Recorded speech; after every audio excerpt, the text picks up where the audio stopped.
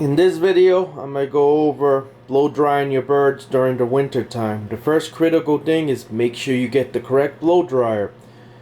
You do not want to use a blow dryer with non-stick coating on the heating elements, which can contain Teflon, because that can actually, if overheated, release a gas and actually kill your bird instantly pretty much. So always avoid blow dryers that use non-stick coating, period. Now the way to find this out is some manufacturers actually put a list of what's bird safe blow dryers and which ones contain the non-stick coating on their heating elements. The other next critical thing when picking a blow dryer is make sure you get one that doesn't have ionizer or anything like that can create ozone and also kill your bird pretty much. So you want to pretty much just go with the simplest blow dryer with just the heating element and motor, and that's it. You don't want anything with no fancy features to frizz your hair or anything like that, because that's going to contain an ionizer and that can kill your bird pretty much, so don't use those. This model was one of the ones I recommend. There are other models like the professional models too, which I also recommend, and they contain no non-stick coating on their heating elements as well. Now after you get done doing that, you want to make sure you get them in a heated room, and I have this heater for this very reason. So that way I can keep the room nice and hot so the bird's not freezing. I have the bird on his stand. Here's Cooper. He's the one that's going to be volunteering today. Now, it's critical that your bird's obviously bonded with you and trusts you. And then number two, he's used to the blow dryer. Now to get him used to the blow dryer, which he already is, I would go ahead and show him the blow dryer. I'll put it on myself so he gets used to that the blow dryer is not harmful in any way and stuff, because when you first adapt your bird to the blow dryer, they're going to hiss at it, they're going to be scared of it and everything else, so you want them to get used to the blow dryer. The next thing is make sure you keep the heat speed on low and it's not too hot where it's just warm enough where it's just going to get them dry up, and that's it. So I'm going to go ahead and do this. And you know, I'll go ahead and move it around.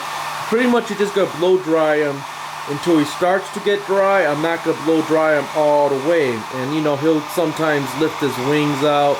He'll go ahead and flap his tail and everything else. And he'll let you blow dry him and then just move it to a different spot. You can move it under him. You can get him to lift his ring. You can go in back of him. You know, you don't want to keep it in the same spot all the time, because then you don't want to dry up his skin either. All you're going to do is just pretty much get most of the redness off of him and leave him a little bit damp, and then go ahead and put him on a stand or cage or on you so he can dry up the rest of the way. But that's pretty much all you're going to do. And you're just going to go around them. You know, you're going to go to the back side, you're going to go to the front. You can move the stand if you want. Normally I just turn the stand around and hit his back side, and you're just going to blow dry him. Just make sure it's not too hot. Feel it against your own skin pretty much. And then also, you know, once in a while, use the cool button to kind of just give it a breeze. So that way you can cool down and doesn't overheat. If you feel it's getting too hot, pull it away from him and give him a break pretty much. And that's all you're going to do pretty much to blow dry your bird. You're just going to go ahead and, you know, pretty much point the blow dryer at him, dry up all his feathers, go to the back side. When you're done, he wants to get picked up now. And then, you know, once his feathers are somewhat, you know, dry, then stop. You don't have to dry him completely. Like I said, you don't want to dry out his skin too much. And then go ahead and, you know, let him dry up the rest of the way. And I only do this every once in a while. You know, when, for example, I'm going to bring him out with me or something like that so he doesn't catch a cold or anything like that.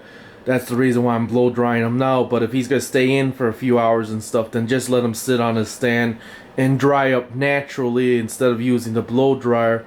Then you don't got to worry about, you know, drying up his skin or anything like that. And another critical thing too is every so often, just use a mister like this here to mist him every 2-3 days.